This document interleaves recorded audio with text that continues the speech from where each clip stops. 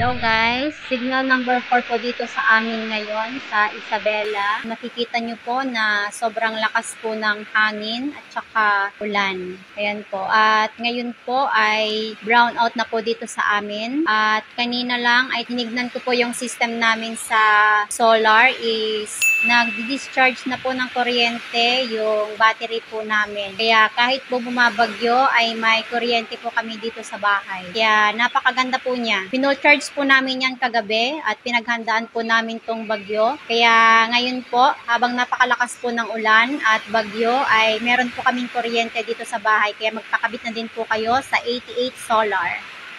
Na, ayan po, may kuryente po kami dito sa bahay. Yan. Keep safe everyone. Ingat po tayong lahat.